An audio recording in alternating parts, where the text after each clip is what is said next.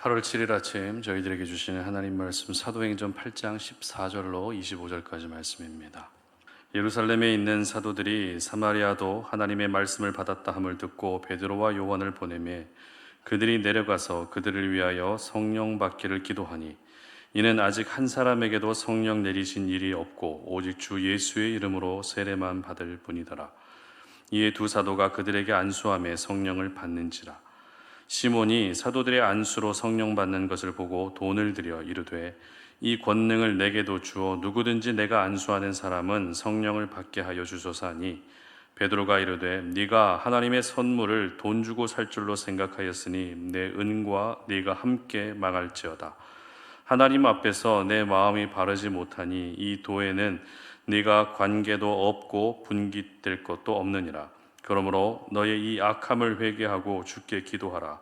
혹 마음에 품은 것을 사하여 주시리라. 내가 보니 너는 악독이 가득하며 불의에 매인 바 되었도다. 시몬이 대답하여 이르되 나를 위하여 주께 기도하여 말한 것이 하나도 내게 임하지 않게 하소서 하니라. 두 사도가 주의 말씀을 증언하여 말한 후 예루살렘으로 돌아갈새 사마리아인의 여러 마을에서 복음을 전하니라. 아멘. 돈으로 안 되는 것도 있다라는 제목으로 오늘 아침 말씀 전합니다. 예전에 본 영화 중에 콘크리트 유토피아라는 영화가 있습니다. 이 영화는 대지진으로 폐허가 된 도시에 유일하게 무너지지 않은 아파트 한 동을 중심으로 일어나는 사람들 사이의 소소한 행복과 또 갈등을 그리고 있습니다. 이 영화를 보면서 인상 깊은 장면이 있었습니다. 어떤 장면인가 하면 식수가 끊기고 먹을 것이 사라져버린 세상 속에서 어떻게든 먹을 것을 구하기 위해 안간 힘을 쓰는 사람들의 생존을 위한 본능의 모습입니다. 한 사람이 아파트 로비 한쪽에서 여행용 캐리어 가방을 펼쳐놓고 복숭아 황도 캔을 비롯한 여러 음식을 팔고 있었습니다. 그런데 그 안내 문구에 어떻게 적혀 있었는가 하면 현금 X, 라이터, 기름, 생수, 받음 이렇게 되어 있었습니다. 무슨 말입니까? 생존을 위해서는 더 이상 돈이 필요하지 않다는 것입니다. 아무리 돈을 한 보따리 가지고 와도 이제는 소용없다는 것입니다. 돈보다 더 필요한 것은 불을 피울 수 있는 라이터 한 개, 그리고 생수 한 병이 더 귀한 세상이 돼 버렸다는 것입니다. 지금 우리가 살고 있는 세상은 돈으로 뭐든지 다 할 수 있다고 여겨지는 세상입니다. 그러나 앞으로의 세상은 돈으로도 할 수 없는 세상이 올 수도 있다는 생각을 하게 했던 그런 영화였습니다. 그런데 오늘 본문도 역시 돈으로 할 수 없는 것, 돈으로 되지 않는 것도 있다는 것을 저희들에게 보여주고 있습니다. 계속해서 7 집사 중에 빌립 집사의 사마리아에서의 복음 사역을 묵상하고 있습니다. 사마리아 성은 지금 빌립이 전한 복음으로 인해 영적인 기류가 바뀌었습니다. 성 안에 기쁨이 넘쳐나고 있습니다. 다른 지역의 사람들이 부러워할 수밖에 없는 큰 축제와 같은 일이 지금 사마리아 성 안에서 일어나고 있었던 것입니다. 그리고 어제 살펴보았던 것처럼 지금까지 사람들에게 눈속임을 하며 돈을 벌고 큰 사람으로 불려지던 마술사 시몬까지 믿고 세례를 받을 정도였습니다.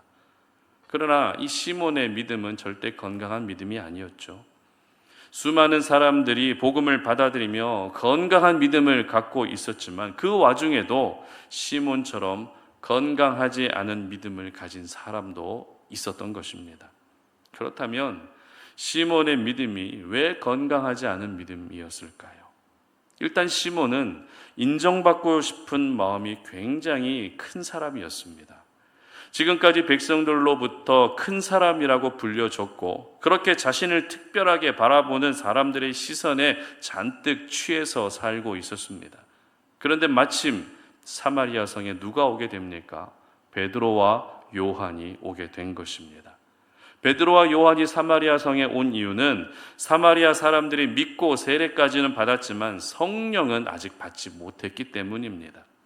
이것을 통해서 우리가 알 수 있는 사실은 성령 받는 일은 오직 사도들을 통해서 이루어졌다는 것입니다.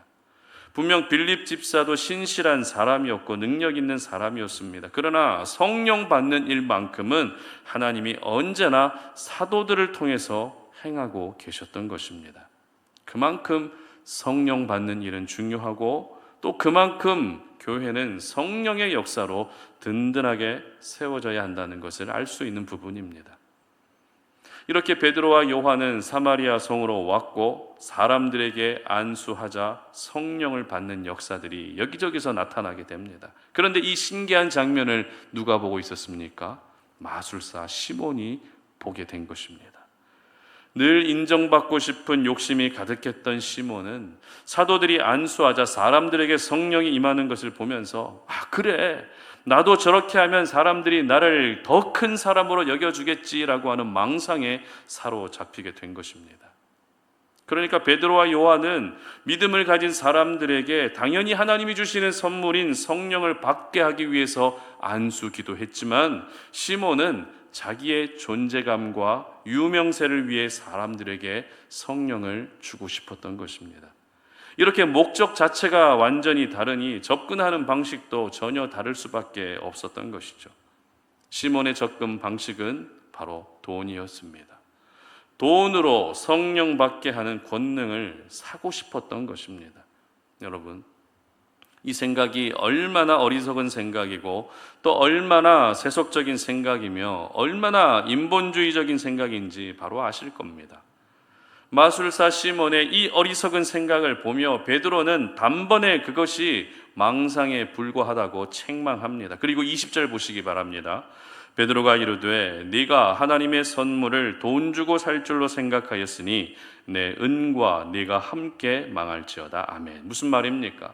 너의 그 어리석은 망상이 너를 망하게 할 것이다 라고 하는 충격적인 말을 전하게 됩니다. 그렇습니다. 우리가 하나님을 의지하면 내가 의지한 하나님이 나를 살려주시지만 하나님이 아닌 다른 것을 의지하게 되면 내가 의지했던 그것으로 망하게 되는 것입니다. 돈을 의지하게 되면 그 돈이 여러분의 발목을 잡게 되고 사람을 의지하면 사람 때문에 상처받고 무너지게 되는 것입니다. 그러므로 오늘도 여러분이 의지하고 있던 모든 것들을 내려놓으시고 이제는 재물도 주관하시고 사람도 주관하시고 환경도 주관하시는 살아계신 하나님만 의지할 수 있기를 바랍니다. 이처럼 마술사 시몬은 하나님의 선물을 돈으로 거래하려는 어리석은 사람이었습니다. 이 세상에서는 돈으로 많은 것을 할 수 있을지 몰라도 믿음의 세계는 돈으로 할 수 있는 것은 아무것도 없습니다. 돈으로 하나님의 능력을 경험할 수 있는 것이 아니라 오직 믿음으로만 하나님의 능력을 경험할 수 있는 것입니다. 그래도 베드로는 이 시몬이 불쌍했는지 이 시몬에게 한 가지 돌파구를 제안하는데요. 22절 보시기 바랍니다. 그러므로 너의 이 악함을 회개하고 주께 기도하라. 혹 마음에 품은 것을 사하여 주시리라. 아멘. 아무리 돈을 의지하는 사람도 회개하면 된다는 것입니다. 아무리 인정받고 싶은 욕심 때문에 자기 멋대로 살아가는 사람이라도 회개하면 된다는 것입니다. 그렇습니다. 회개는 하나님의 긍휼을 경험할 수 있는 통로입니다. 회개는 하나님이 용서해 주시는 사랑을 경험할 수 있는 통로입니다. 그러나 마술사 시몬은 베드로가 제시한 그 돌파구마저도 믿음으로 받아들이지 못하는 어리석음을 계속 이어갑니다. 24절 읽어보겠습니다. 시몬이 대답하여 이르되 나를 위하여 주께 기도하여 말한 것이 하나도 내게 임하지 않게 하소서 하니라. 분명 베드로는 시몬에게 회개하라고 말했지만 시몬은 어떻게 하고 있습니까? 베드로에게 나를 위해 기도해 달라고 부탁합니다. 그것도 베드로가 말한 저주가 하나도 임하지 않게 해달라는 철저히 자기중심적인 모습을 끝까지 보이고 있었던 것입니다. 여러분 기억하십시오. 회개는 누가 대신해 줄 수 있는 것이 아닙니다. 회개는 하나님 앞에서 내가 죄를 지은 것이기 때문에 내가 직접 회개해야 되는 것입니다. 하나님은 오늘도 자신의 죄를 깨닫고 용서를 구하는 그 당사자의 기도를 들으시고 용서의 은혜를 베풀어 주시는 것입니다. 어떠십니까? 마술사 시몬의 모습을 보며 어떤 생각이 드십니까? 분명 처음에는 믿고 세례도 받았지만 지금까지 사람들로부터 인정받는 재미로 살았던 그 옛 습관을 아직 버리지 못했습니다.